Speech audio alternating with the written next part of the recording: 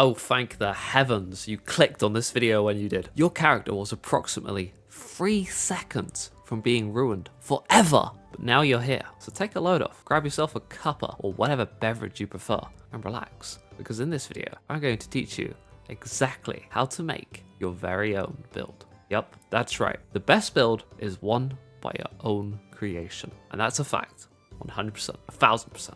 But let me level with you for a moment. The reason I'm making this video is because I see so many build guides out there. Monster Hunter YouTube is filled to the brim with them, but their existence is fleeting. They aren't a long-term resource and are prone to a shifting meta. On the other hand, there aren't many resources going into how to actually make your own build. There are some, but there aren't many. This could be your first Monster Hunter game, and just doing what a build guide tells you to do doesn't really teach you anything. So I intend to correct that. Without further delay, let's actually get into it. First off, little disclaimer, don't worry about this stuff if you're still in low rank. It really doesn't matter. Just make whatever you can to get you by until you hit high rank, as this is where this kind of stuff actually matters. That said, low rank or high rank, you are free to watch this video, as spoiler content will be light to non-existent.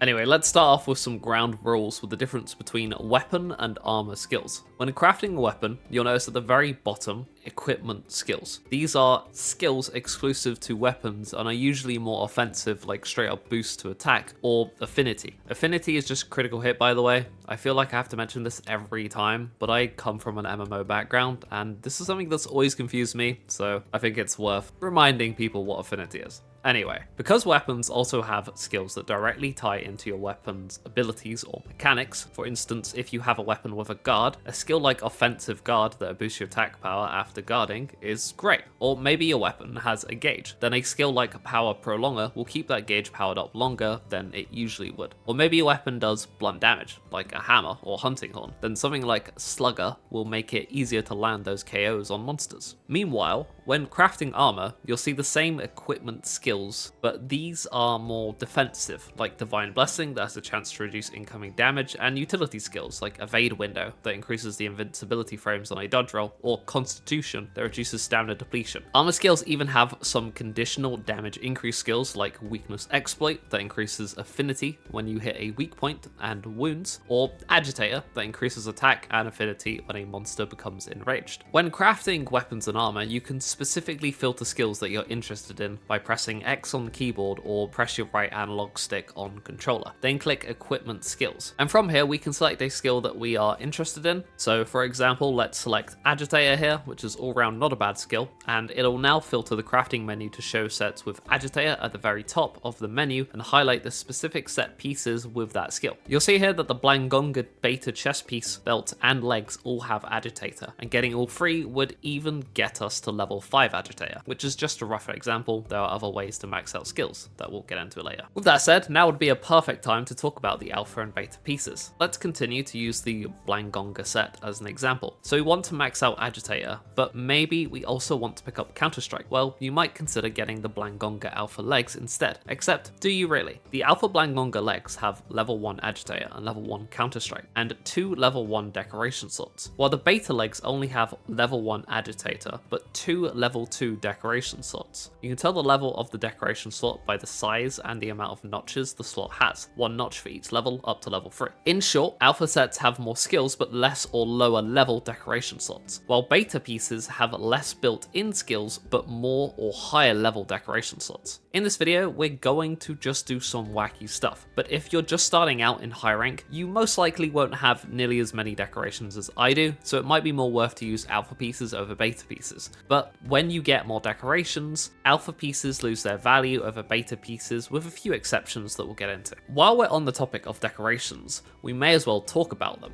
because they're important. Decorations have the same rules as weapon and armor skills, as in there are weapon decorations that can only be inserted into weapons and armor decorations that can only be inserted into armor. And yes, once you insert a decoration, you can remove it at any time and you will not lose it, so you can freely switch these in and out without fear. The level of decoration is important as well, with the higher level decorations usually having more valuable skills attached to them. For armor, a lot of survivability and utility skills like defense boost and divine blessing are level 1, while the more conditional damage increase skills are level 2 and 3 decorations. decorations, while weapon decorations usually just consist of higher level decorations, giving you more levels of a single skill, with the exception of dual decorations that you'll get through doing investigations, which I'll get into in just a moment. So weapons and armor can have up to 3 decoration slots, and the level of these slots can vary, but it's worth mentioning that you can put a level 2 decoration into a level 3 slot, but you cannot put a level 3 decoration into a level 2 slot. You can also slot in excess levels of decoration. For example, I use a greatsword. A lot of greatswords already have the focus skill on them, like this one. If I was to slot in another focus with a decoration, well,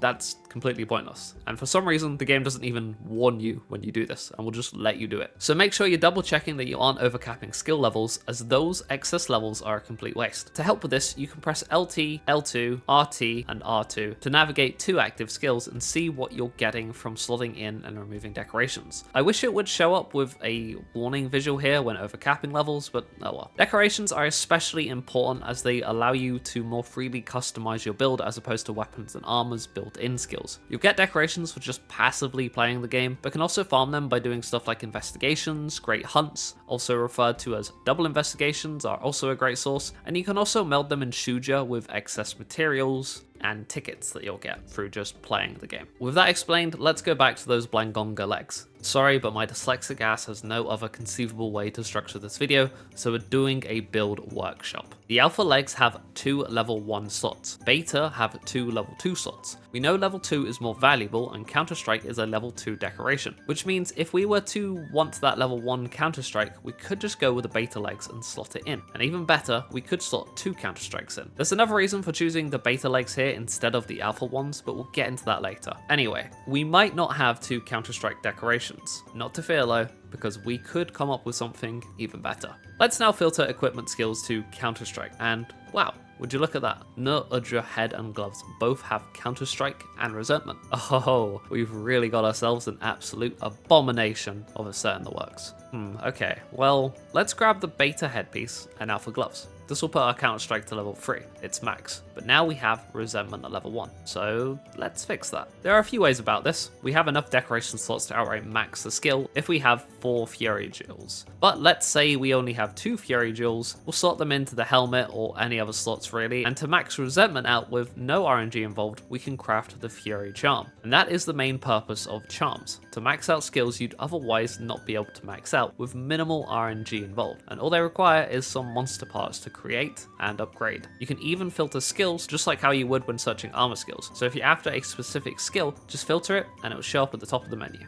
Anyway, with our full set, let's slot in some final decorations. With this build, we want a weapon that can guard because Counter-Strike also activates from guarding. So let's put in an attack dual 3 because, well, you can't go wrong with that. A guardian dual 3 for offensive guard level 3 that will increase your damage after perfect guarding. And for the final slot, we'll slot in a shield dual 3 for guard up level 3 that will allow us to block attacks that normally can't be blocked and reduce their damage they deal significantly. That leaves the armor with 4 level 2 slots and 2 level 1 slots. So let's slot in some Mighty Jewel 2s to get it to level 3. This increases our affinity when stamina is kept at full. To complement this, let's use that last level 2 slot and slot in a Refresh Jewel 2, which gives us 1 level of Stamina Surge, which speeds up stamina recovery. And for the last 2 level 1 slots, let's put in 2 Physique Jewels 1s to get level 2 Constitution to help our maximum might even further. To further complement this build, we have group skills and set skills. Group skills can be found on a variety of armor pieces and require 3 pieces with the same group skill to activate, and do differ from alpha and beta sets. So remember when I said there is another reason for taking the beta Blangonga legs? Yeah, well, this is the reason. By having 3 pieces of the beta Blangonga set, we activate the group skill Alluring Pelt. This increases the chance of a monster to target you when you attack it. Perfect for this build because if the monster is targeting you, it'll be easier to activate Counter-Strike and Offensive Guard. Alluring Pelt can also be found on the Arc Vulcan chest beta and Doshiguma's chest beta, so you can imagine the mix and match potential here. Anyway, because you only have 1 group skill active at a time, having a mix between alpha and beta for the last 2 pieces, in my case, the head and gloves, won't be an issue as we're not missing out on any additional skills, which leads us into the set bonuses. For having 2 pieces of the Blangonga's armor, we have Warcry 1, which will increase our own and allies' damage when using the emote to victory, which you can set up in your radio menu, and we also get Bad Blood 1 from having 2 pieces of No'Udra that further boosts our damage with Resentment. Set bonuses are always tiered by 2 levels, the weaker level 1 for having 2 pieces and the stronger level 2 for having 4 pieces, and unlike group skills are shared by their alpha and beta variants, so you could theoretically mix and match alpha and beta pieces and still get the set bonus, which is useful if you wanted a different group skill or just a different skill spread. Anyway, because sets only need 2 to 4 pieces, that makes excess pieces kind of useless unless that third piece is giving you a good group skill or is just genuinely good, but usually you can do something different with a 5th piece at the very least. For example, let's look at my own build for the Greatsword. Here I use 4 beta gore pieces for the set bonus and the Arc Vulcan beta chest, as it has 1 level of weakness exploit, 1 level 3 slot and 1 level 2 decoration slot, which gives me a really good spread of skills. Is it mathematically the best Greatsword build in the game? Definitely not, but I made it myself, and for that reason, I kind of like it. Anyway, now we have this absolutely weird, wacky counterattack build. Thanks to Agitator 5, we'll be doing increased damage when the monster is angry, and the more angry it is, the more aggressive it is, and with our lowering pelt, it'll be more inclined to attack us, which is great because now we can activate our counter strike and offensive guard after guarding its attacks, which will even deal some chip damage, activating our resentment, and then we can go in for the attack, and during this point, our stamina should be full, which means we'll be capitalizing on maximum might as well. And for a build I just pretty much made up on the spot with no theory crafting, testing, or any real thought, I think it turned out pretty decently. Is this the best build and should you copy it? Definitely, probably not, but it's just an example, and it's things like these you just need to be looking out for and thinking about when it comes to making yourself some sets and builds.